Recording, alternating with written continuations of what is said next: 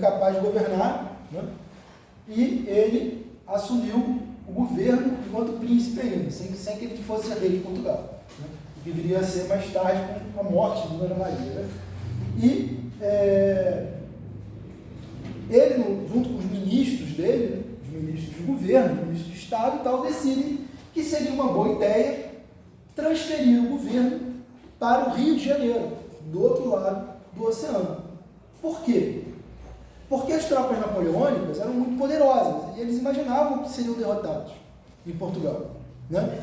E haveria um risco muito grande. Mas também porque do outro lado do governo eles garantiam o governo a partir da maior colônia, mais lucrativa colônia de Portugal na época, que era o Brasil, e ainda tinha a proteção dos ingleses no mar, né? Lembre, né, que a marinha inglesa era mais poderosa. Então, de certa maneira, o oceano e a marinha inglesa poderiam dar uma proteção para o governo português, enquanto o exército português lutasse contra os franceses lá em Portugal, na Europa, né? Então, a guerra vai continuar. Em 1808, né, depois de meses no navio, a família real portuguesa chega no Rio de Janeiro e se estabelece. Só que não é só a família que chega no Rio de Janeiro. Chegam milhares de altos funcionários do governo, milhares de nobres portugueses, né? Ou seja, algumas das pessoas mais poderosas de Portugal se mudam para o Rio de Janeiro enquanto a guerra está rolando lá na Europa. Tá certo?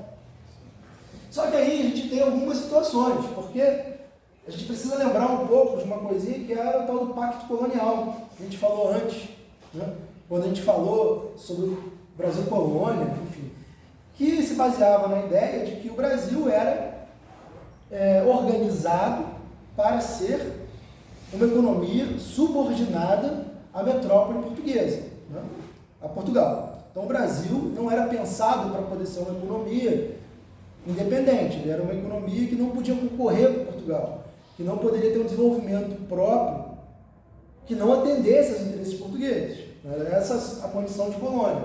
O que no Brasil significava duas coisas, basicamente. Uma era que os produtos explorados aqui para serem exportados deveriam se destinar a Portugal, certo? Ou seja, o Brasil não era permitido que comerciantes brasileiros e proprietários rurais exportassem para outros países, ok?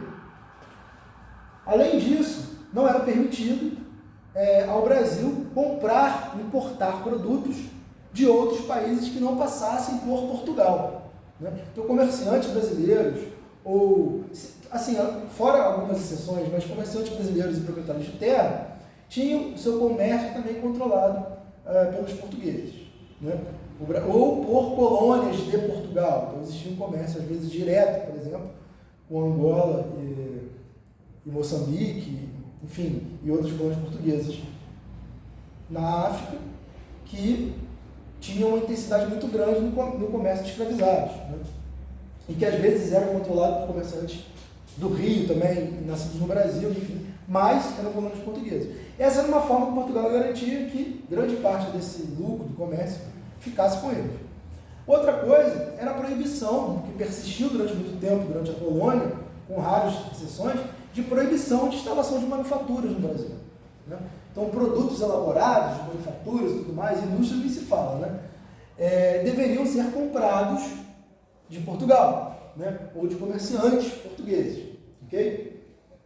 E isso, gente, era antes. Só que agora está a família real portuguesa no Brasil, está algumas das pessoas mais poderosas do reino português no Rio de Janeiro, né? Incluindo nobres, incluindo grandes comerciantes, e Portugal está no meio de um conflito, numa guerra, né? Está ocupado em grande parte pelos franceses e em outra parte pelos ingleses, que vão estar presentes em Portugal na guerra com os franceses, né?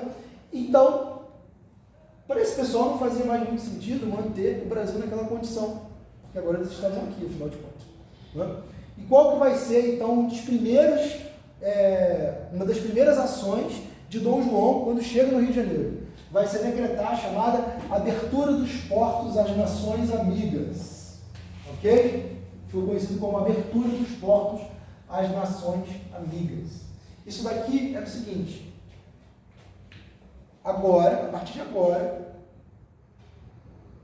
a partir do Brasil, os comerciantes brasileiros, ou portugueses que vivem aqui, ou os proprietários de terra, poderão estabelecer relações comerciais com todos os países amigos de Portugal, ok?